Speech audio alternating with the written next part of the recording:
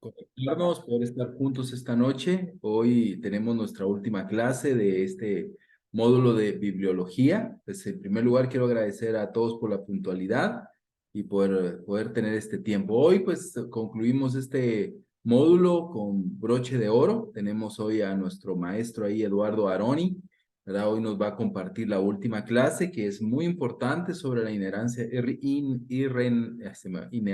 bíblica. ¿Verdad? Hoy vamos a hablar sobre ese tema y pues ahí Eduardo nos va a compartir la clase. Creo que hay que tener pues ahí cafecito, agüita, estar ahí bastante despiertos. Creo que es muy importante y concluye muy bien todo lo que hemos hablado este mes sobre la bibliología y sobre el papel que la palabra de Dios tiene como revelación, como inspiración para nuestra vida, como norma de fe, pero también como la revelación de Dios para con nosotros. Eduardo, te agradezco mucho por tomar el tiempo de preparar la clase y también tomar el tiempo para poder compartir con nosotros acá que es tu casa y pues sin más preámbulo los dejo ahí con Eduardo para que nos pueda compartir la clase de hoy. Bueno, gracias Pablo, gracias a todos.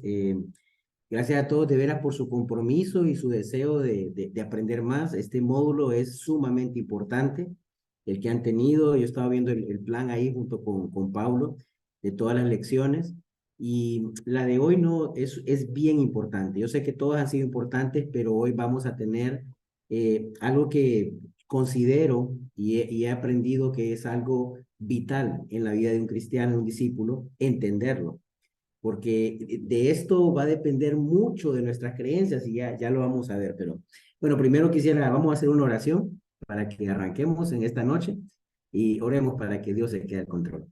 Amado Dios, Padre Celestial, gracias, Padre Eterno, glorioso, por permitirnos estar acá, Señor, tomar este tiempo, Señor, de este día por la noche para poder aprender. Nuestro deseo, Señor, es abrir nuestros corazones al entendimiento de tu palabra, al entendimiento de tu verdad y que podamos ser transformados, Señor, a tu imagen y podamos reflejar en nuestras vidas, Señor, el amor de nuestro Señor Jesucristo, pero también su firmeza, sus convicciones, su carácter integral, Señor, y podamos vivir conforme a Él vivió, Señor. Ayúdanos, Señor, a poder gozarnos también en esta vida, Señor, pero sobre todo enfocarnos en hacer tu voluntad, Padre, cueste lo que cueste, Señor, y con la convicción, Padre, que hacemos las cosas guiados por tu palabra, por la Biblia, Señor. Gracias por Paulo, gracias por su trabajo también en Profundiza.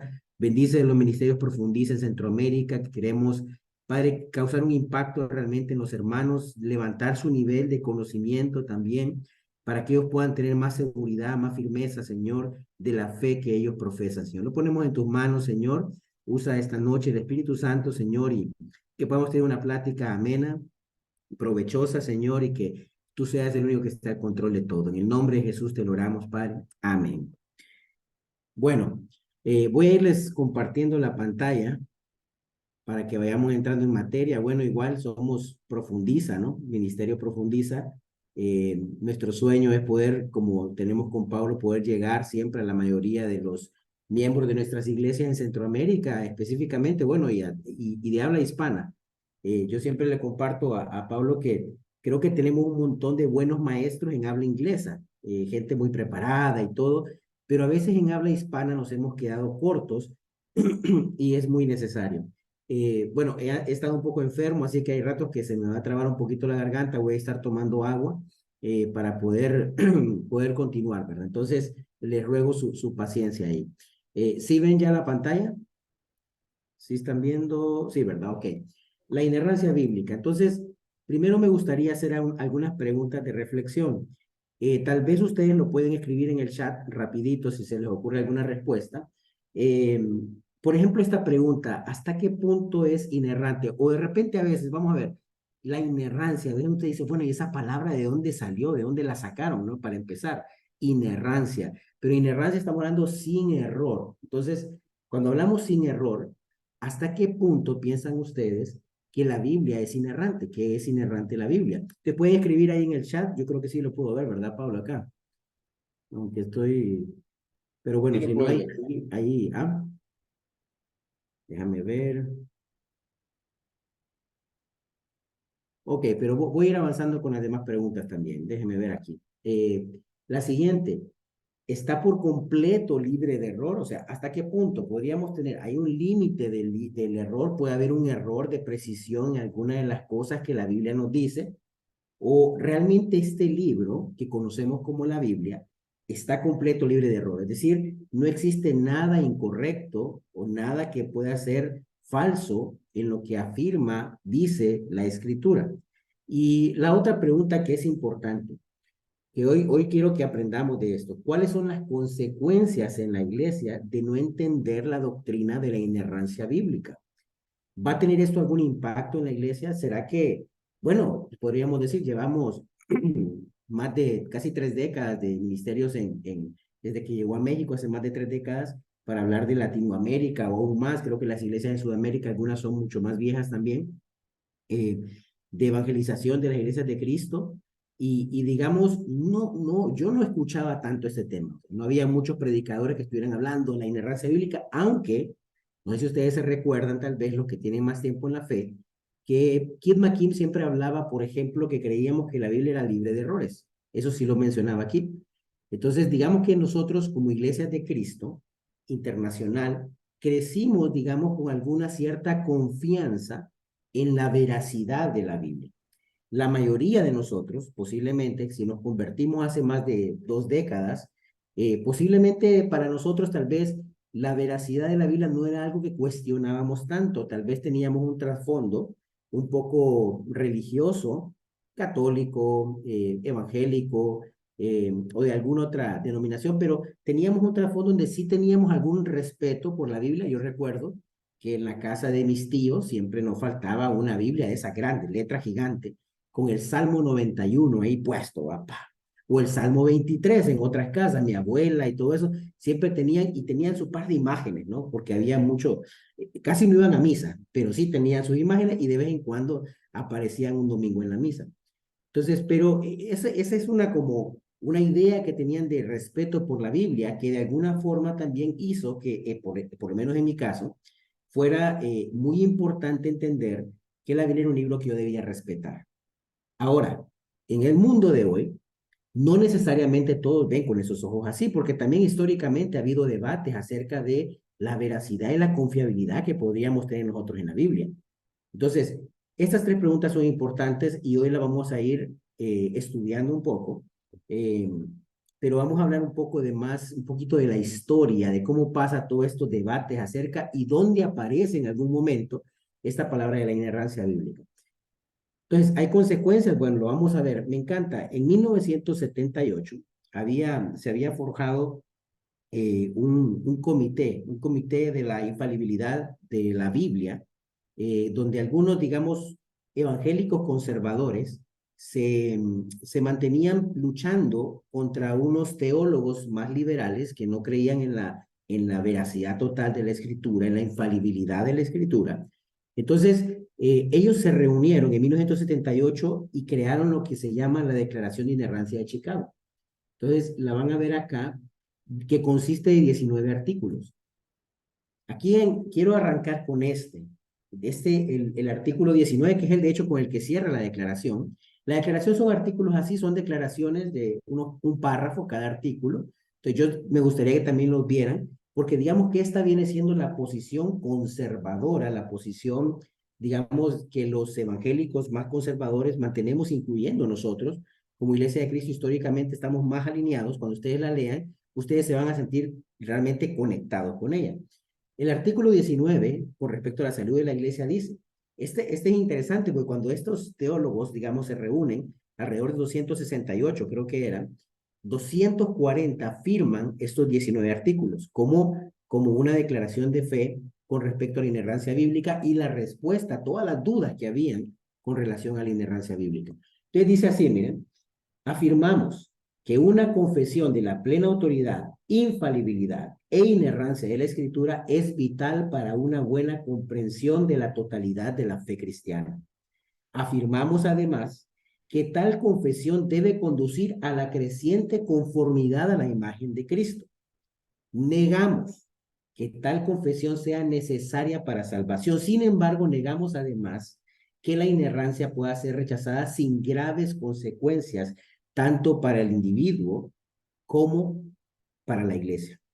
Esta es una confesión, obviamente, lo que están haciendo estos hombres y hombres famosos, como creo que R.C. Sproul, Norman Geisler, estaba Clowney, yo he leído varios libros de ellos bien interesantes.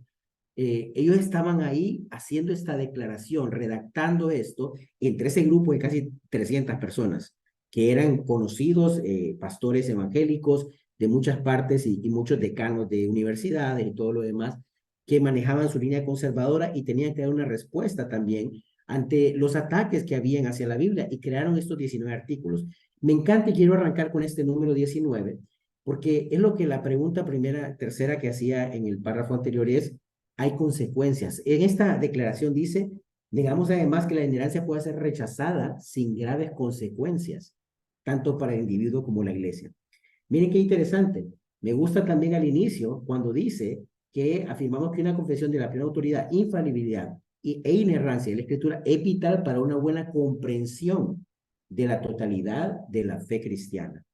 Nos vamos dando cuenta, o sea, la importancia para que podamos entender, esto va a cambiar mi postura o mi entendimiento de la inerrancia, realmente va a afectar mi forma de predicar, mi forma de enseñar a otros, mi forma de pastorear, mi forma de hacer todo, mi fe por todo completo. A medida que yo voy bajando, digamos, mi compromiso con la inerrancia bíblica, mi forma de pensar y de actuar en mi cristianismo va a ir cambiando también y se vuelve, digamos, más ligero, más como bueno, tal vez porque viene algo muy duro acá, que es la subjetividad de definir, bueno, qué, ya lo vamos a ver, qué es, entonces, bueno, qué es exactamente preciso y qué no, y cómo lo voy a determinar. Entonces, entramos en un relajo, digamos, que nos impide realmente llegar a una verdad. Veamos bien un poco de Jesús, por ejemplo. En Mateo 5, del 17 al 18 dice, no piensen que he venido para poner fin a la ley o a los profetas. No he venido a poner fin, sino para cumplir. Jesús mismo venía a cumplir la ley y los profetas. Escuche bien, porque en verdad les digo que hasta que pasen el cielo y la tierra, no se perderá ni la letra más pequeña ni una tilde de la ley hasta que todo se cumpla. Observen acá, Jesús está mostrándonos de alguna forma que él habla de los detalles más pequeños de la escritura. Para Jesús, obviamente, los escritos, los profetas, estos eran la escritura que ellos conocían, porque lo que nosotros tenemos en el Nuevo Testamento, obviamente, estaba en ejecución en ese momento que está hablando. Pero Jesús estaba diciendo acá, imagínense ahí, no se perderá ni la yod, la letra más pequeña del alfabeto hebreo, es el que ahí la traducen como una tilde, de la ley hasta que todo se cumple. O sea, Jesús mismo. ¿Qué es importante acá entender? Bueno, una pregunta razonable que nosotros debemos de hacernos es, con relación a esta de la inerrancia y la inspiración, bueno, ¿qué creían los discípulos de Jesús? ¿Qué creían los apóstoles? ¿Qué decía Jesús? Esa es una pregunta muy buena porque nos permite a nosotros entender, bueno, ¿cómo lo vio Jesús? Si Jesús lo vio de una manera, obviamente es Jesús, ¿no? Él tenía la verdad, Él es la verdad, yo soy el camino, la verdad y la vida. Entonces, cuando Jesús se refiere a la ley y los profetas, a los escritos que existían en ese momento, Él hablaba de un pleno cumplimiento y de que Él era el pleno cumplimiento de esto. Es decir, nunca se refirió como que no fuera algo veraz. Entonces, una inspiración plenaria o total de la escritura era, digamos, la posición que podemos ver acá en Jesús. Observemos otras escrituras también. Por ejemplo, Hebreos 1, del 1 al 2, cuando dice, me encanta, yo la comparto muchas veces de escritura porque creo que es una maravilla la forma como arranca el autor de Hebreos, desconocido autor, que un día con la eternidad lo vamos a conocer, le voy a decir qué pasaje te tiraste, sinceramente. Dios, habiendo hablado hace mucho tiempo y en muchas ocasiones y de muchas maneras por los profetas, en estos últimos tiempos nos ha hablado por su Hijo, a quien constituyó heredero de todas las cosas, por medio de quien también hizo el universo. Fíjense bien, dice que Dios ha hablado. Ya eso yo creo que ya lo han visto en la parte de inspiración, pero quería reforzarlo. Dios ha hablado ¿por quién? Por los profetas. O sea, el autor de Hebreos nos está dando a entender que Dios mismo nos ha hablado por los profetas. Y cuando lo dice acá hace mucho tiempo, en muchas ocasiones y de muchas maneras. ¿Lo observa? A los padres, por los profetas. Es decir, Dios utilizó a las personas para comunicar verazmente su mensaje, ¿ok? Y en estos últimos tiempos lo ha hecho por su Hijo. Y la revelación final y definitiva la tenemos en el Hijo, o sea, las palabras que Dios daba a conocer a nosotros. Imaginemos algo bien, bien importante.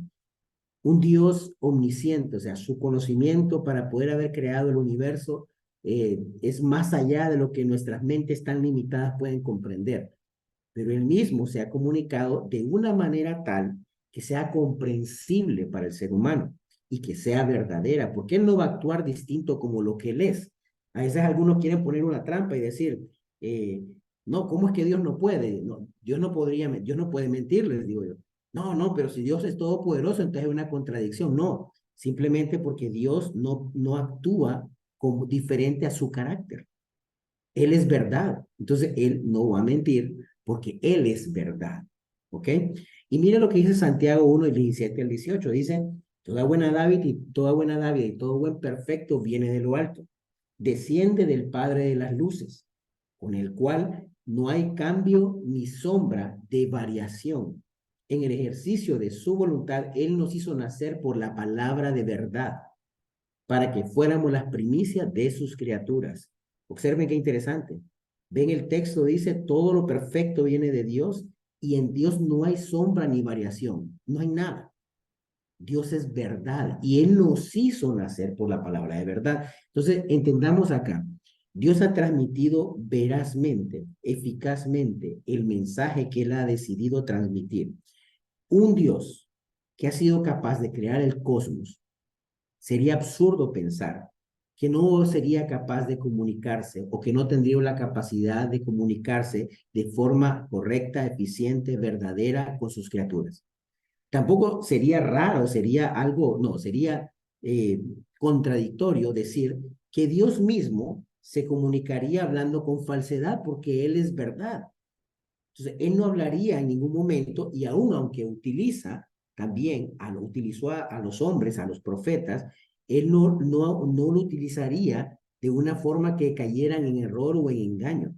¿De dónde viene la inerrancia? Es en la confianza en que Dios ha querido comunicarse de una manera eficiente y verdadera y eficaz para su pueblo, para sus criaturas, para su pueblo escogido. Entonces, de esa forma entendemos como, digamos, el contexto, digamos, bíblico. Hay más escrituras, yo les daría más bien de tarea que investigaran un poco más de esta y más escrituras también, pero quisiera quedarme en este marco, digamos, de estas escrituras que les he visto y quisiera hablar un poco de un entendimiento que necesitamos tener con relación a lo que es la inerrancia.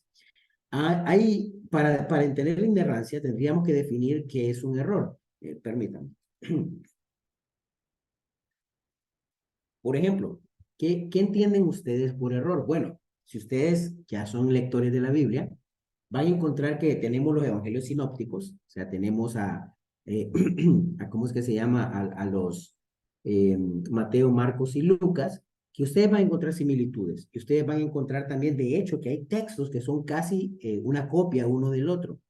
Eso indica, según la crítica textual y la crítica histórica, dicen ellos, o crítica de las fuentes, que obtuvieron una fuente original en la cual ellos obtuvieron esa información y que tal vez hay una fuente que nosotros no conocemos, en la cual tanto Marcos, Lucas y Mateo obtuvieron información y la usaron. Entonces, comparten algunas similitudes también que posiblemente recuerden que la forma como se transmitía era oralmente, primeramente, el mensaje, y Dios se encargó también de preservar esta verdad. Entonces, pero ustedes ven un ejemplo sencillo. Nosotros siempre compartimos en el estudio de la palabra, Mateo 4, decimos las tentaciones en el desierto. Jesús, si ustedes ven las tentaciones relatadas en los tres evangelios sinópticos, ustedes van a ver que hay un orden diferente, digamos, en la cual se dieron las tentaciones. Entonces, algunos dicen ahí está demostrado, hay un error en la Biblia, porque no puede ser que si está inspirada por Dios, entonces este lo cuente de una manera, este de otra y este de otra. No necesariamente. Pero ahí empiezan como a debatir algunos. Ese es encontramos el error. Y en realidad, si lo ven de una forma más amplia, es irrelevante el orden que se ha escrito, por ejemplo, en cuanto a nuestras doctrinas, en cuanto a nuestra fe. O sea, no tiene ningún efecto en ello. Pero sí hay una importancia en cuanto a dar una respuesta. Es también Dios mismo permitió que la personalidad de los autores mismos clasificaran el material con la guía del Espíritu Santo, esto es un misterio. Esto es algo que no sabemos exactamente cómo funcionó, cómo Dios hizo para, no fue un dictado, sabemos que no fue un dictado verbal que le fue repitiendo las palabras o que un ángel fue y le dijo, escribí esto, esto y esto, no. Dios fue interactuando con la misma relación humana, con la misma circunstancia de una manera prodigiosa para permitir la verdad. Y los autores seleccionaron el material que ellos querían compartir también con base a sus propósitos teológicos. Recordemos que los escritos, por ejemplo, en el Nuevo Testamento, ustedes no van no son en sí, por ejemplo, los evangelios no son una biografía de Jesús en el marco como conocemos una biografía hoy. Por ejemplo, nosotros para decir palabras textuales de alguien, ¿qué hacemos? Ponemos comillas, ¿no? Dijo tal persona lo siguiente, a mí me gusta comer baleadas, que decimos acá en Honduras, por ejemplo. Está entre comillas, porque fue una palabra textual. Ellos no eran así. Tampoco ellos estaban pensando en hacer un relato, digamos, ordenadísimo de lo que querían compartir de eventos que iban ocurriendo. Ellos tenían un propósito teológico, porque Dios lo que quería era comunicar su mensaje. Entonces, ellos ordenaron también, los autores tenían la libertad de ordenar el material conforme al propósito teológico que su audiencia original necesitaba. Entonces, por eso aquí vengo en la siguiente, el ordenamiento cronológico, ustedes se van a dar cuenta, cuando ustedes leen Juan 2, Jesús echa a los mercaderes del templo, pero cuando van a los evangelios sinópticos, ustedes lo van a ver al final, ya casi en la última Pascua, ¿no? Pero aquí hay como en una Pascua primera, entonces dice uno, bueno, ¿y quién tenía razón? ¿Lo tenía razón Juan o lo tenía razón los evangelios sinópticos? Y en realidad es la forma como ordenan el material, tenía propósitos teológicos y temáticos a veces. No necesariamente era exactamente como ellos pretendían o como hoy escribimos, que si normalmente escribe un autor de hoy, lo haría de una forma totalmente cronológica, ¿verdad? Tal día ocurrió tal otra, tal día ocurrió, y a tal hora ocurrió tal. Aunque sí hay datos de esta información, pero no era de principal importancia y tampoco eso dice que haya diferencias o que haya diferencias que nos vayan a decir que hay un error, no, cuando no lo existe. Respaldo arqueológico, dicen, bueno, es que no hemos encontrado, ya ha habido debates de que no se han encontrado inscripciones referentes a un tema, o algún pueblo como los hititas, pero después descubrieron información arqueológica y ya se dieron cuenta, sí tenía razón la Biblia. A veces hay que dar tiempo también para que la arqueología siga descubriendo lo que nos va a mostrar la veracidad de la Biblia. Hasta ahorita no hay ninguna, digamos, eh, ninguna doctrina que esté en un riesgo por falta de algún descubrimiento arqueológico, porque la verdad los manuscritos, la cantidad de manuscritos, la cantidad de información, no existe ningún documento antiguo con más manuscritos, copias disponibles, como lo es, digamos, el Nuevo Testamento o las escrituras del Antiguo Testamento. Es una cantidad increíble, más allá de lo imaginable en comparación de cualquier otro escrito antiguo. Entonces, eso también nos da una confianza de cómo se fue haciendo ese trabajo. Números redondeados, o sea, bautizaron 3,000, decían, leían eso, ¿va? O se alimentó 4,000, se alimentó 5,000. Bueno, ¿y cómo es que podían decir 5,000 exactos? ¿No habrán sido 5,001? ¿No habrá sido 4,997? Hay un error ahí, es imposible que hayan sido tan precisos todos los datos. No, también es una forma de poder dar datos que no necesariamente están dando un error. Nosotros a veces decimos, imaginemos, a veces dicen, eh, por ejemplo, va a un partido de fútbol, un partido o algo, y dicen, no, hay como 15,000 personas en el estadio, ¿va? Y evidentemente, tal vez no tiene el dato, pero hay como un sondeo donde dicen hay un valor de tanto, por ejemplo, y algunos, ya con la experiencia, obviamente son bastante precisos. Pero es para dar una idea, no era una intención, los autores nunca estaban preocupados por querer darnos un registro exacto de las cosas en cuanto a números, a cosas, sino querían que el mensaje se entendiera y fuera entendiéndose con estos datos, ¿ok? La otra, datos científicos, bueno, la creación y la evolución, o sea, la Tierra tiene 4,500 millones de años, según los científicos, la creación dice otra cosa, bueno, algunos interpretan la creación de esa manera. Voy a darles una herramienta para eso también, no quisiera entrar tanto en detalle. Aparentes contradicciones, bueno, la fe versus obras, parece que Pablo sí habla más de la fe y no de las obras con tal importancia, pero cuando leemos Santiago, dice que la fe sin obras es una fe muerta. Entonces, bueno, aquí hay algo raro, aquí debe haber algún problema. No, eso obviamente los que estudiamos la Biblia entendemos que ambas cosas son verdades, pero conforme a sus contextos deben de ser interpretados. Ok, entonces, este error, bueno, ¿cómo definimos un error? Algunos están definiendo un error porque dicen que no pueden haber sido 3000, sino que fueron 2997. Entonces, la Biblia no es inerrante. Entonces, esas son cosas que es una lucha, pero entendemos que no era el enfoque de los autores el poder hacer esto. Entonces, voy a seguir avanzando. Otro punto importante también aquí es cómo se afirma esta declaración de la inerrancia. Me encanta esta definición de Jaime Fasol en su libro Con Precisión. De hecho, este librito que ven acá, a mí me encanta mucho, yo lo uso mucho en temas de hermenéutica y eso, porque me parece que es bastante accesible, sencillo. Bueno, no tan sencillo, pero sí bastante claro, diría yo. A pesar de su nivel académico, es bastante claro. Entonces, mire, doctrina de la inerrancia. Cada palabra de los manuscritos originales de las escrituras está exenta de error de la clase que sea. Esta es la definición más simple. Es decir, cada palabra, Dios mismo en los manuscritos originales inspiró cada una de las palabras que están ahí escritas y que hoy llegan a nosotros. Pero es bien importante entender algo. Bueno, eh, si son los manuscritos originales, pero ¿cuántos de ustedes han leído los manuscritos originales? ¿Quién de ustedes ha tenido acceso realmente a un manuscrito original?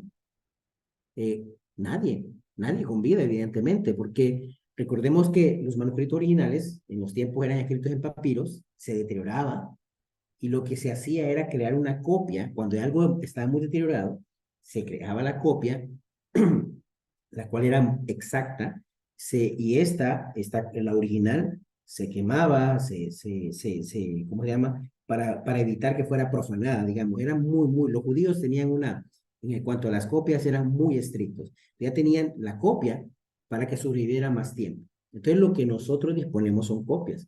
Entonces, vean acá este esquema que les hice. ¿Cómo entonces vino esto a darnos el proceso de traducción? Porque nosotros no tenemos lo manuscrito original, lo que tenemos es una Biblia en español. ¿Ok?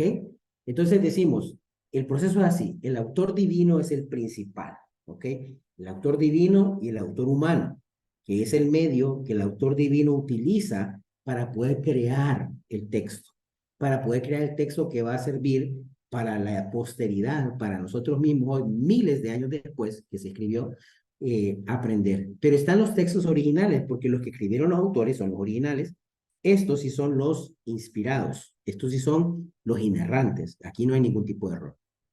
Pero después, por el tema del material y las copias que tenían que hacerse, existe una gran cantidad de copias.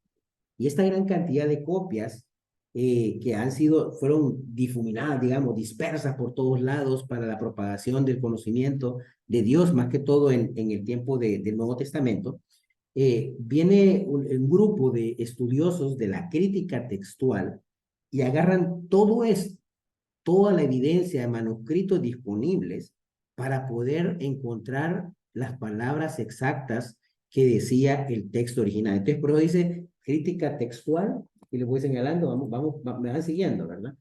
Crítica textual agarra todas estas copias y empieza porque puede encontrar errores en la grafía, digamos, errores de posición. Entonces, tiene que conciliar con todo el material disponible. Por eso es que es muy importante tener todo el material disponible, porque lo que hacen esta gente es hacer una reconstrucción del texto original. Y hoy tenemos, por la bendición de Dios, una reconstrucción con un alto nivel de precisión de creo que más del 97, 98% de lo que pudo decir el texto original, según algunos dicen que más, algunos eruditos, pero entonces tenemos un Nuevo Testamento en griego, como se escribió, tenemos un Antiguo Testamento en hebreo, un Antiguo Testamento con la parte que tenía en arameo, y ustedes pueden ver acá que de hecho hay uno, el de Nestle y Halland, el 28 creo que van por ahorita, son digamos de los que consideran los más precisos. Bueno, esta historia también de las traducciones y todo es bien fascinante porque los códices, cómo los encuentran y todo lo demás se va armando, pero quisiera dejarlos con esta idea clara. Después de este texto en idioma original, de ahí es donde se agarran todos los traductores de las versiones de la Biblia que nosotros conocemos en español, como la Dios habla hoy, una versión internacional, Biblia de las Américas y todo, y llega a nosotros, ¿ok? La Reina Valera también, pero la Reina Valera usa el Textus Receptus, que es el que usaba la Reforma para traducir el Nuevo Testamento, pero hoy hay más información confiable y por eso es que la mayoría, por lo menos lo que yo he estudiado, la Biblia de las Américas tiene a tener, y la de Nueva Biblia de las Américas tienen a tener una precisión mayor en el sentido de que pueden utilizar más información disponible descubierta posterior al tiempo de la Reforma, que fue con los textos que se tradujo la Reina Valera, pero como la Reina Valera ha sido tradición de la Reforma, entonces ustedes ven que la comunidad evangélica se resiste a veces a cambiar de Reina Valera, pero es increíble, hay que leerla también. Entonces tenemos Biblia en español, ¿ok? Ahora, esta Biblia que yo tengo en español, miren lo que va pasando, a todo el proceso que va pasando, esta Biblia que tengo en español, de repente no va a ser la inerrante, porque ya dijimos, la inerrante es el texto original. Por eso es cuando yo estudio una doctrina, yo puedo entender todo el mensaje con una precisión, póngale el 98% y ninguna doctrina importante va a estar en riesgo. Pero la única inerrante es el texto original. Entonces, por eso a veces toca ir. Ustedes no sé si han visto que alguien predica y dice, bueno, vamos a la palabra en griego. La palabra en griego lo que decía era esto, los posibles significados de la palabra en griego era esto, los significados en la palabra en hebreo era esto, si es un texto del Antiguo Testamento. ¿Por qué lo hacen? Porque es necesario a veces para llegar al nivel de precisión que queramos de interpretar la palabra de Dios, ir a los textos inerrantes, a sus lenguas originales. ¿Ok? Entonces tenemos la Biblia en español, que es una bendición, es una maravilla, y usted cualquiera usted, de hecho, podría, como tenemos tantas, nosotros tenemos una ventaja, por ser geográficamente una población grande, la habla hispana, tenemos múltiples traducciones, no todos la tienen así. Nosotros tenemos una gran bendición con el habla hispana, y tenemos que aprovechar a estudiar todas las versiones. Pero la única inerrante es los textos originales. Ven el proceso, ¿verdad? ¿Ok? Y ahora viene el debate. Empezó un debate acerca de la inerrancia. Viendo todo esto, la crítica textual, la crítica histórica, los estudiosos, los eruditos, en el siglo XVII al XVIII, sé que es un poquito cargada esta, pero es muy importante que entendamos esto como base. Y yo le voy a pasar la presentación también a Pablo para que se la comparta. Siglo XVII y XVIII. ¿Qué pasa en el siglo XVII y XVIII? El periodo de la Ilustración, el tiempo de las luces. ¿Y cuál era este periodo? Donde la razón, o sea, el uso de la razón y el intelecto se vuelve lo más apreciado. Y esta gente de la razón y el intelecto, por eso es que a veces hay esta lucha entre los científicos y los cristianos, ¿ok? No es una lucha que empezó hoy, o sea, es algo que viene de atrás. Cuando la iglesia era la iglesia-estado, había el poder, la iglesia cometió muchos errores, se descarrió de su misión, se descarrió de la palabra de Dios y hizo cosas atroces también, en el caso hablando de la iglesia católica romana, que era la iglesia-estado, ¿no? Entonces, había mucho recelo contra la iglesia también. Y había una lucha por estos estudiosos científicos que empezaron a tener argumentos diferentes y a buscar, bueno, ya no voy a creer, ya no me voy a tragar esa de que este libro es infalible, es perfecto. Entonces, ¿sabes que voy a empezar a cuestionarlo? Y aquí empieza esta lucha fuerte, porque antes de esto casi todos aceptaban en su mayoría la inerrancia, aunque no se menciona la palabra inerrancia, pero sí la infalibilidad de la Biblia, era como algo aceptado. Entonces vienen los de la ciencia, los naturalistas, y empiezan a cuestionar, no es razonable creer en milagros. Jesús caminó sobre el agua. No, no, no, no, no. No, esto son historias de niños. Estas son cosas que no, no. Entonces se empezaron a apartar y obviamente miraban los malos ejemplos de la iglesia y ellos sentían como es evidente que estamos equivocados por acá y empezó esta lucha histórica. Y por eso es que hay una resistencia. Entonces, milagros, profecías, resurrección, eso no me cuadra. Entonces, empezaron a crearse bandos y empezar como a debatir y a estar como posiciones encontradas. Para el siglo XIX y el siglo XX, o sea, ya reciente para nosotros, empiezan debates sobre inerrancia, porque empiezan a ponerse grupos. Me encanta Jaime Fasol, el de con precisión que les mencionaba, él menciona cuatro etapas que ocurre esto. La etapa uno de 1880 a 1890, o sea, finales del siglo XIX, y de ahí las demás, la etapa 2, la etapa 3, la etapa 4 en el siglo XX. Empiezan a haber estas grandes discusiones referente a la inerrancia. Entonces pasa lo siguiente, en la etapa 1, en el finales del siglo XIX, dicen, la crítica histórica dice, encontramos errores en las escrituras, en los textos, y empezaron a cuestionar la autoría de algunos libros, De hecho, si ustedes conocen hoy, tienen una Biblia de estudio, ustedes, la Biblia de estudio, por ejemplo, una que me encanta a mí es la Biblia de estudio teológico que tengo acá. Esa Biblia en la introducción le explica, algunos eruditos cuestionan la autoría de Segunda de Pedro o de Primera y Segunda de Timoteo, por ejemplo. Creen, porque no la encuentran cómo encajarla bien, entonces creen que no pudo ser no escrito por Pablo. Eh, o tal vez el estilo en griego es completamente diferente al usual de Pablo, el vocabulario que usa es distinto. Entonces, hacen todos estos análisis, esta crítica textual, histórica, de redacción de las fuentes, todo esto empiezan a hacer, a crear eso, pero de alguna forma, en lugar de volverse, yo creo que fue bueno que se hiciera, porque es necesario también conocer, ahí nos damos cuenta de la veracidad de nuestra escritura, pero ellos lo hacían como un ataque. Permítanme.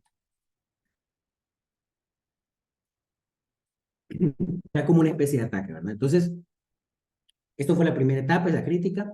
La etapa 2 se abre lo que es una teología liberal. Bueno, existen errores en la Biblia. Estos teólogos afirmaban, digamos, que habían errores en la Biblia,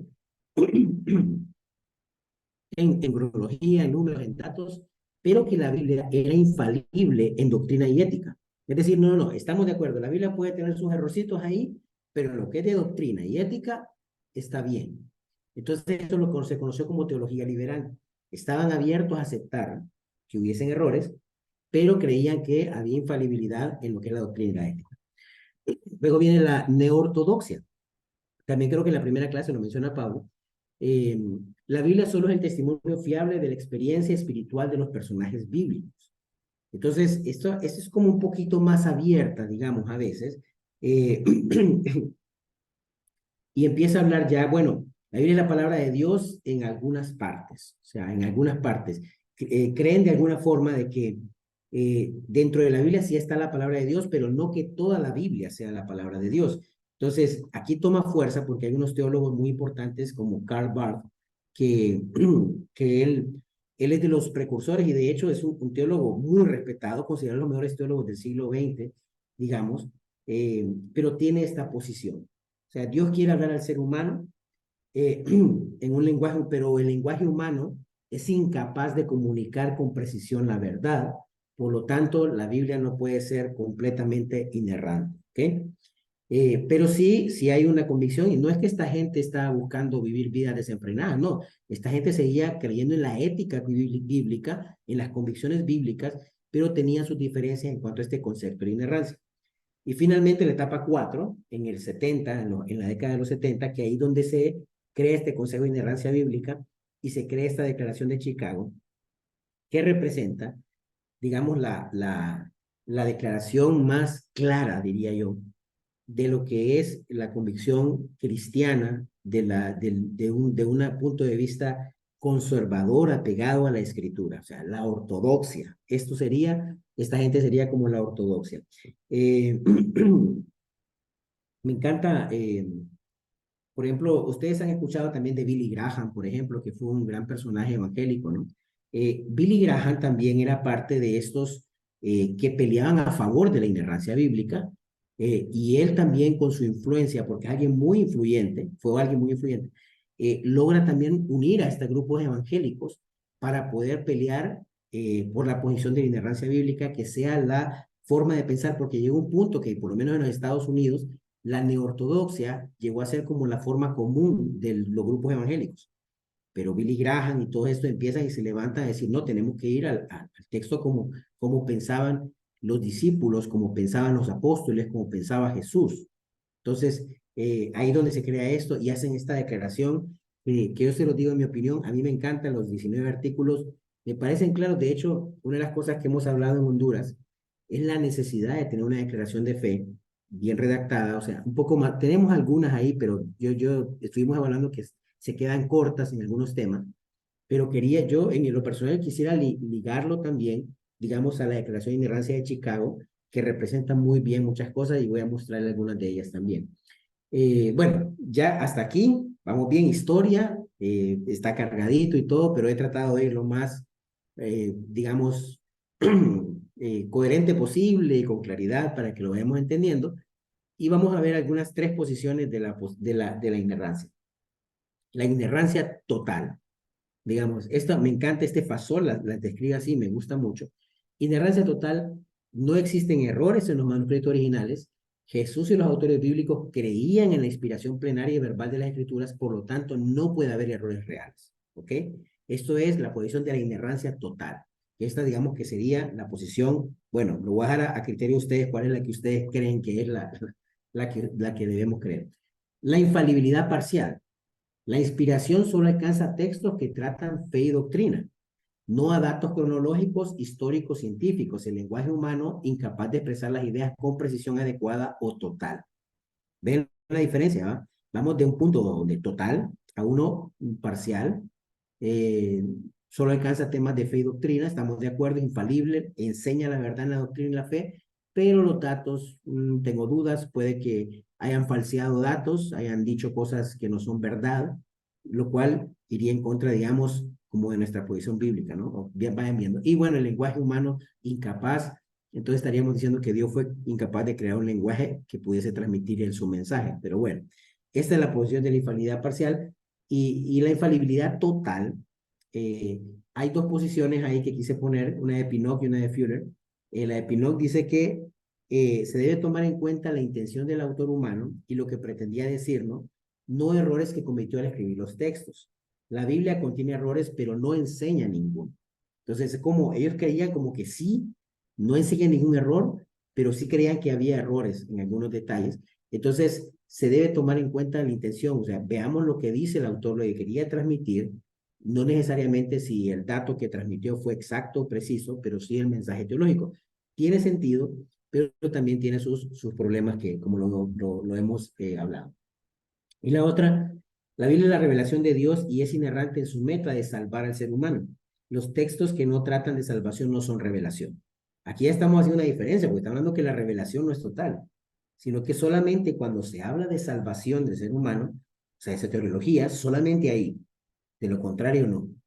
Entonces, ven más o menos, yo sé que es bastante historia lo que está pasando acá, es bastantes posiciones, pero observemos claramente cómo se va dando todo esto. Va una transición, ven poco a poco, empiezan unos como, bueno, de venir de una inerrancia total, aunque no sabían el término inerrancia, pero después de estos debates se consideró que el término más preciso en esta lucha era hablar de la inerrancia, es decir, la que no existe error en los textos, en los manuscritos originales, en todos estos debates. Y estos debates, se les puede decir, no necesariamente lo ganaron, siempre hay como una especie de ganador en el debate, la discusión fueron duras, difíciles, y no siempre estuvieron de acuerdo las posiciones, y tal vez no siempre se expone bien, porque en un debate eh, no necesariamente gana el que tiene la razón o el que tiene la verdad, sino el que mejor sabe defender su posición, ¿verdad?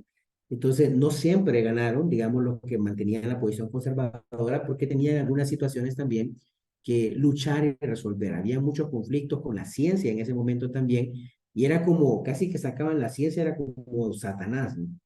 Entonces, en esa batalla intermedia y con la parte científica también molesta, digamos, era difícil generar. Hoy podemos ver las cosas de una forma diferente.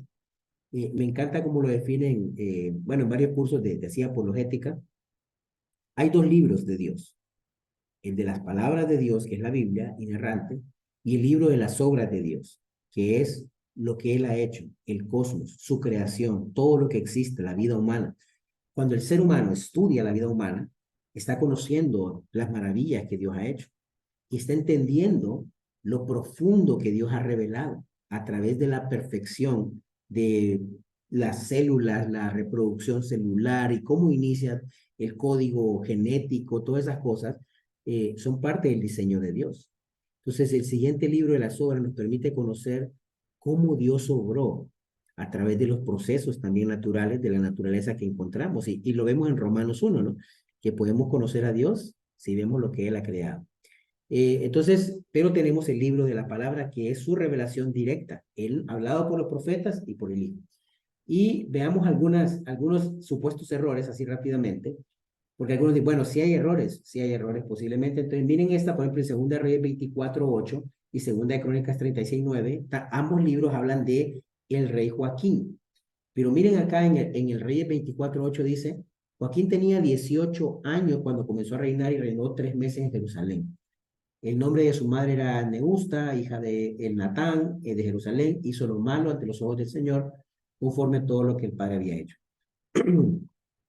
En Crónica dice Joaquín tenía que 8 años cuando comenzó a reinar y reinó 3 meses y 10 días en Jerusalén.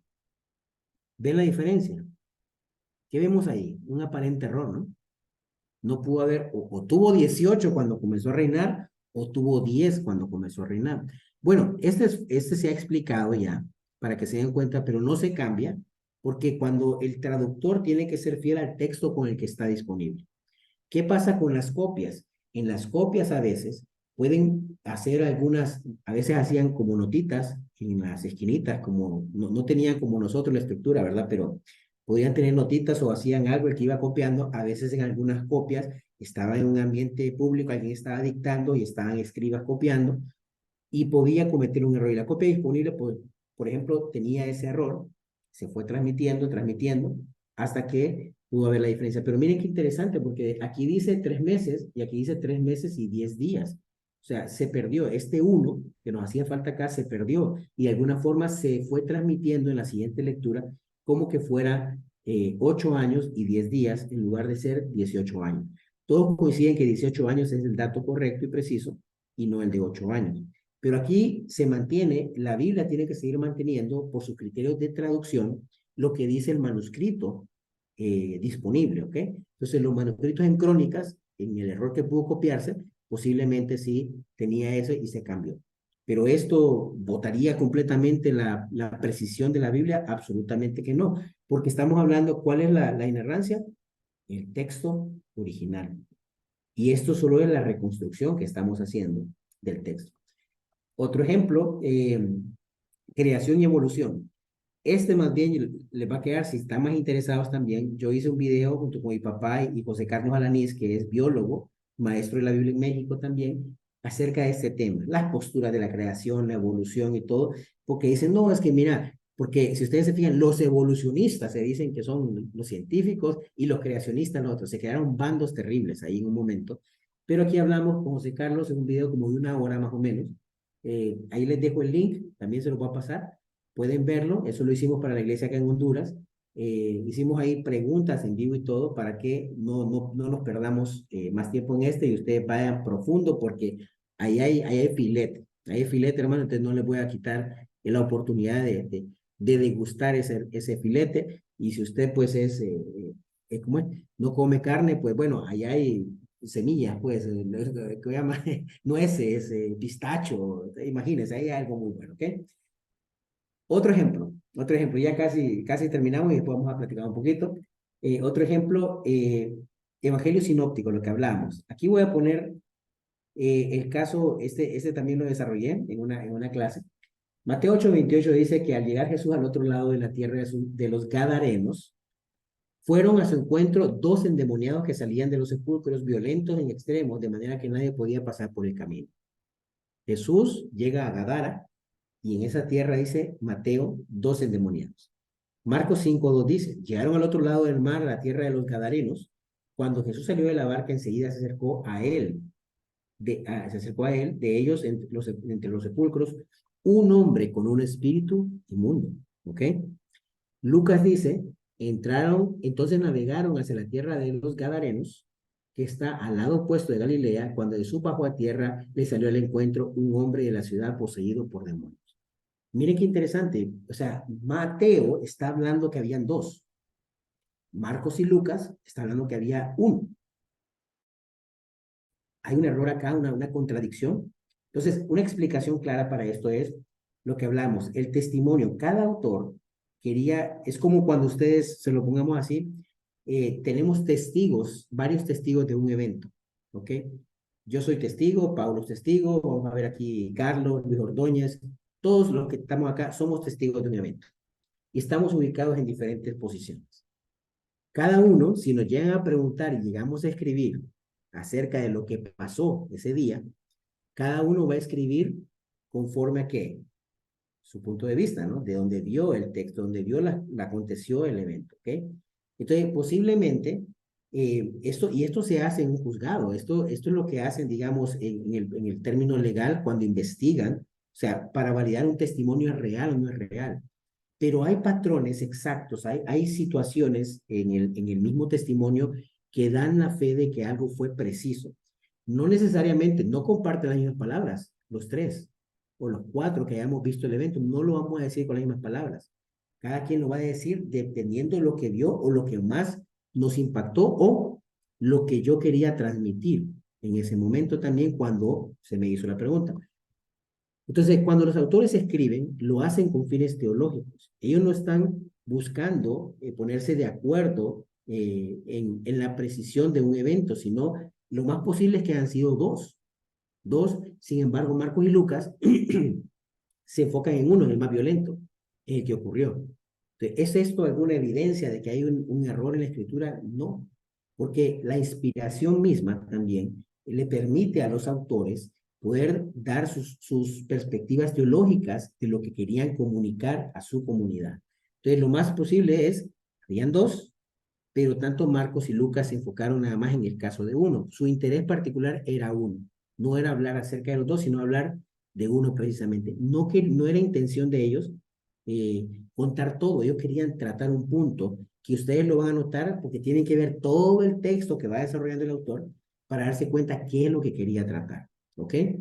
Y bueno, ¿la inerrancia es una doctrina central o periférica? Sería la pregunta. Bueno, esto es negociable, podemos nosotros decir, bueno, no importa que la creamos o no la creamos en mi iglesia, me da igual. Me encanta lo que dice Fasol. Para Fasol dice, la inerrancia es absolutamente fundamental porque es lo que Jesús y los apóstoles creían. Dice, una vez abandonada la inerrancia de las escrituras, el creyente se ve obligado a buscar otro fundamento sobre el cual basar sus creencias y comportamiento.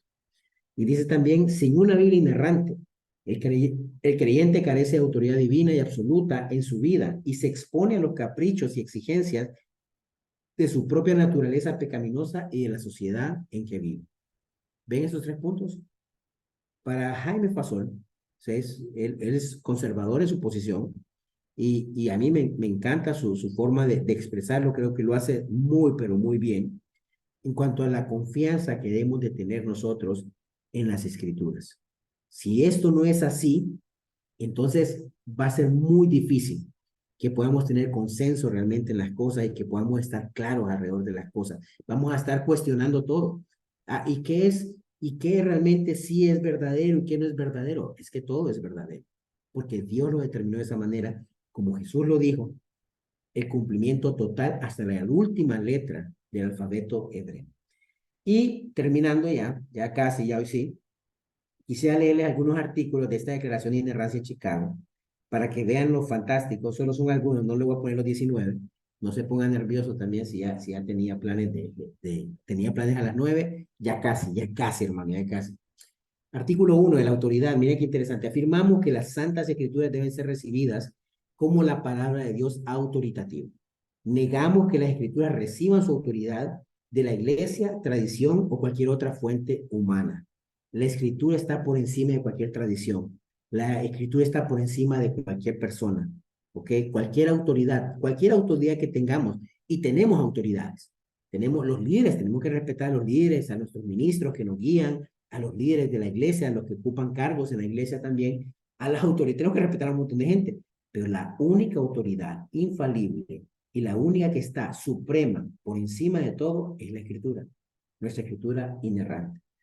En cuanto a la escritura y la tradición, el artículo 2 dice, afirmamos que las escrituras son la norma escrita suprema por la cual Dios ata la conciencia y que la autoridad de la iglesia está subordinada a esta escritura. Negamos que los credos de la iglesia, los concilios o declaraciones tengan una autoridad más grande o igual en autoridad a la Biblia. No está negando la autoridad de los credos. Conocer los credos es importante. Entender cómo ha sido el pensamiento de la iglesia a lo largo de los siglos es importante. Y va a encontrar muchas respuestas a preguntas, porque las preguntas que vos, mi hermano, te haces hoy, no te creas tan brillante que solo a vos se te ocurrió, ¿verdad? Estas preguntas se las han hecho por siglos los cristianos.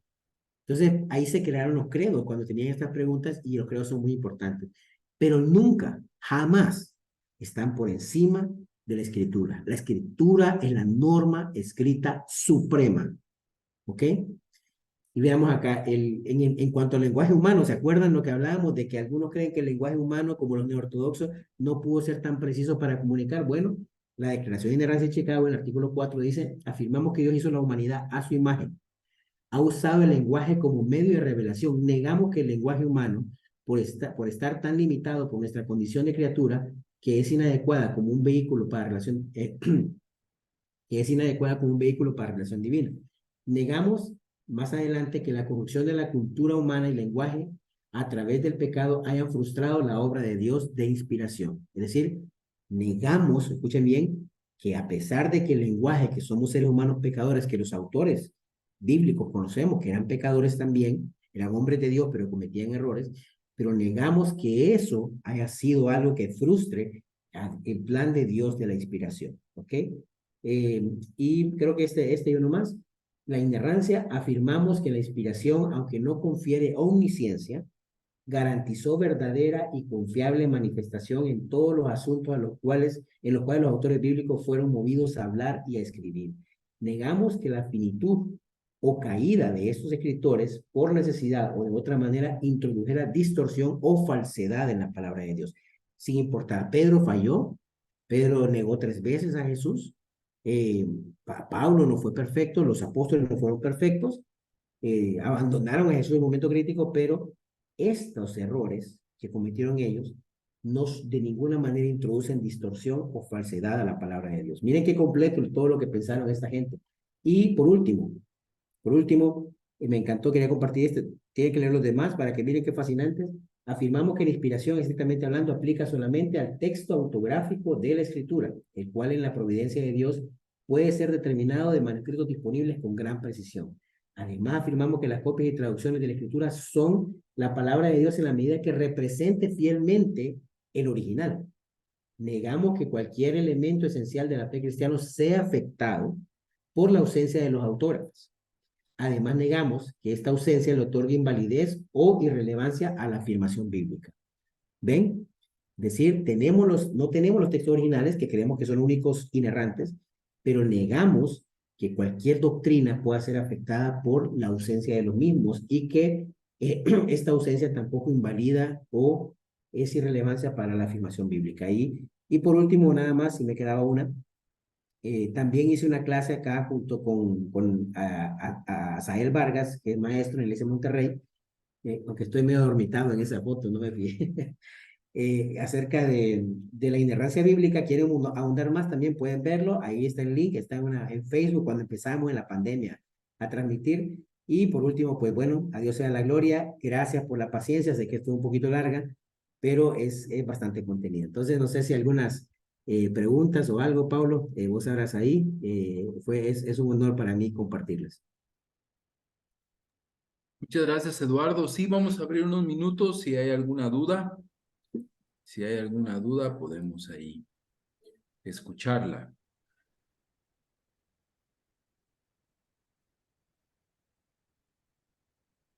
Me- ¿O entendieron Hay todo? error.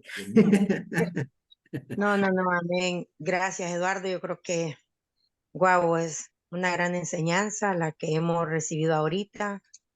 Y pues eso solo nos compromete a querer aprender más. Pues yo me quedo como, uy, quisiera ver los 19 de lo de Chicago para saber qué más hay y tener más confianza, ¿verdad?, en mi fe, porque realmente lo más importante es que podamos defender nuestra fe cristiana.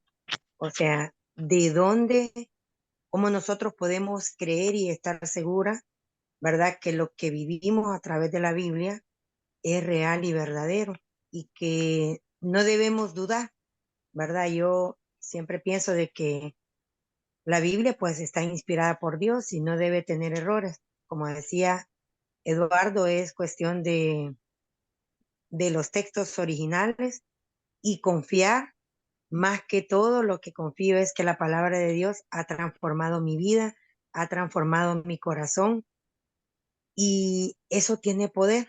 Yo pienso que eso es bien importante, pero también el conocimiento es importante porque podemos defender ante los demás o ante las personas que tienen dudas, ¿verdad? Podemos nosotros afirmar y confirmar, ¿verdad? De una manera real y científica, o sea, no decir, no como si andas preguntando mucho, no preguntes mucho porque lo que tienes que hacer es ver cómo está tu vida. Y Ese lo es un demás, poquito el pues, pasado.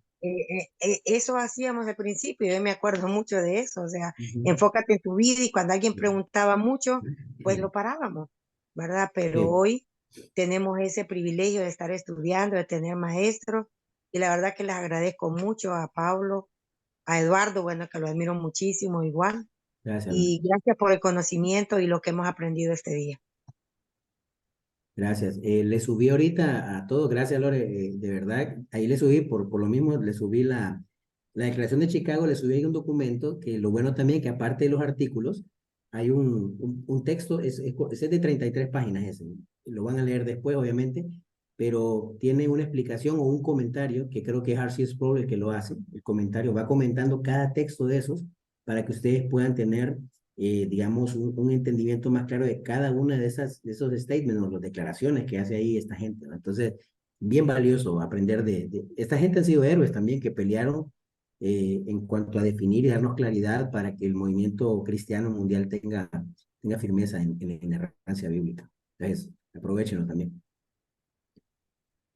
Amén. Gracias, Eduardo, y gracias, Lorena. ¿Alguien más tiene alguna duda? Aproveche, aproveche. Buenas noches. ¿Sí, Giovanni? Bueno, no duda, yo lo que quería era comentar sobre todo lo que hemos aprendido en este curso y que me llena, la verdad que me llena de mucha tranquilidad y paz el saber o sea, con cuánta lucha se hizo todo lo que hizo y ahora viendo esta clase sobre la inerrancia, el saber de que a lo largo pues de todos los siglos, de todo lo que ha pasado, eh, se han querido pues no como ver algún error o mirar si es verdadero o no lo que Dios ha dejado para nosotros. Lo que me hace ver, lo que quiero llegar es a decir es que me hace ver mucho más con ojos como de compasión, no de aceptación total, pero sí más de un entendimiento. Yo pensaba, por ejemplo, cuando llegó Jesús, ¿no? En su momento, yo decía, todos estos padres de la patria, todos estos padres apostólicos tenían una enseñanza que ya se les había dado, ¿no? No quiere decir que estoy aceptando lo que ellos hicieron, pero sí me ponía a pensar, pues, ¿qué pasaría con nosotros si alguien viniera con alguna fe o con alguna supuesta fe nueva, ¿no? Que saliera, por ejemplo, ahora alguien diciendo yo soy enviado de Dios, para nosotros sería algo, pues uno lo pondría en duda.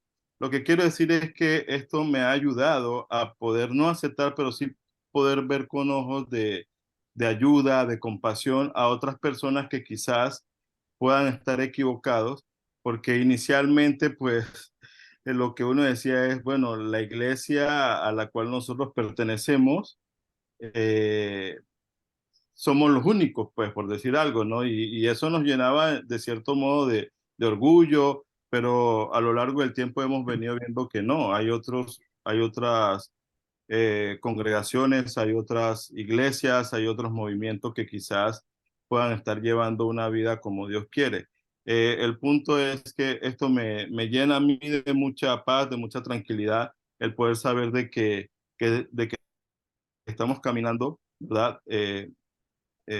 Hacia donde Dios pues quiere por medio de todos ustedes que han estudiado, que nos han querido enseñar sobre todo la historia y todas estas cosas que no son fáciles, ¿no? Pero gracias, gracias. Eso era lo que quería comentar. Gracias, gracias, Giovanni. Y sí, esa es nuestra idea, con Pablo, que soñamos mucho, sinceramente, de poder que entendamos, o sea, no hemos estado solos, a veces nos engañamos, como lo mencionaba, ¿verdad? Que pensábamos tal vez muy exclusivos, nos sentíamos muy exclusivos. Realmente han habido en la historia grandes hombres, mujeres de Dios, que realmente sí han nacido de nuevo y han dado la batalla por mantener la doctrina, la sana doctrina. Para mí, una sana doctrina, la inerrancia bíblica es el punto de inicio para mí de una iglesia con sana doctrina, porque si no, vamos a entrar en otro problema. Esto, el no aceptarla, trae unas repercusiones bien delicadas. Entonces, posiblemente, imaginemos todos estos hombres, grandes eruditos, teólogos, decanos de facultades, universidades, con doctorados y todo, se sentaron a hacer todo esto, pastores también, gente, ministros en la práctica también, y podemos tener una declaración de inerrancia como la de Chicago, que nos da una guía, porque ahí está en la escritura, ustedes mismos van a la misma conclusión con la escritura, pero tenemos una guía, y eso es, yo valoro a cada persona que ha dado su vida por amar a Dios y por guiar al pueblo de Dios. Amén. Y muchas gracias, Eduardo, gracias por la clase. Creo que pues es un tema fascinante, es un tema Sí. muy bonito, ¿verdad? Y qué bueno que pudimos hoy concluir este curso, pues con esta cartema que nos impulsa a seguir aprendiendo y a poder comprender, ¿verdad? Todas esas ideas, ¿no? De doctrinas sobre la bibliología, pues que, como decía Eduardo, son la base de nuestra fe, ¿verdad? Eduardo, muchas gracias por el tiempo, por la oportunidad que nos diste de aprender. Y bueno, gracias también por los recursos. Seguramente ahí estaremos leyendo y viendo los videos para que podamos, ahí los vamos a estar compartiendo, para que podamos en la inerrancia y la bibliología. Así que muchas gracias. Hermanos, pues hoy terminamos este módulo. Estamos ahí concluyendo este módulo. Me preguntaban hoy hasta cuándo las tareas, ¿verdad? Como la gracia es maravillosa, ¿verdad? La gracia es increíble, ¿verdad? Entonces vamos a tener hasta el 14, se cierra Canvas para poder ahí incluir las tareas. La tarea de hoy o la tarea de esta clase es poder definir en un párrafo qué es inerrancia, no copiarla, ¿verdad? No copiar la definición de ningún lugar, sino poder definirla con lo aprendido hoy, poder definirlas ustedes en un párrafo que es la inerrancia bíblica y poder respaldarla con 3 versículos, ¿verdad? 3 versículos para poder respaldar su propia definición. Esa es la última tarea. Y bueno, pues animarles ahí a los siguientes módulos. Quiero compartir rápidamente qué vamos a hacer en el próximos módulos de Profundiza. Vamos a tener 2 módulos sincronizados, ¿verdad? Y el primer módulo o uno de los módulos que tendremos es el papel de la mujer en la Biblia, ¿verdad? Entonces vamos a tener un módulo de 6 semanas que iniciará el martes 22 de agosto. Es para mujeres, va a ser impartido por Elizabeth Estrada. Entonces inicia el 22 de agosto. Vamos a tener ese módulo para el día martes. Entonces todas las hermanas pues van a estar ahí en este módulo. Es una buena oportunidad ahí para aprender bíblicamente. Está ya Elizabeth ya hizo el plan del curso, está bastante interesante, vale la pena ahí poder inscribirse, hermanas. Y para los hombres vamos a tener también 6 semanas, los días lunes, a partir del 21 de agosto, y vamos a hablar de las marcas de la verdadera masculinidad. Creo que es un curso muy importante también que nos puede ayudar y que puede ayudar a muchos hombres de la iglesia, así que animamos a que puedan ahí compartir aún con hermanos que no son ahí miembros de Profundiza o no han estado en ningún curso. Creo que vale la pena que tengamos muchos hombres en este curso para poder tener ahí esos hermanos líderes que dirijan nuestras iglesias. Así que esos son los 2 módulos, iniciamos 21 y 22 de agosto, ¿verdad? Entonces, eso ahí concluyo con los anuncios. Gracias, hermanos, que descansen y estamos ahí pues muy agradecidos también. Nos alienta su deseo de aprender. Que Dios les bendiga. Y gracias. Gracias. Gracias, Pablo. Gracias, Gracias, Paulo. Eduardo. Buenas Gracias, Eduardo. Una noches. buena noche Gracias, para Eduardo. todos. Un Gracias. abrazo, familia. Que descansen, un gusto. Abrazos.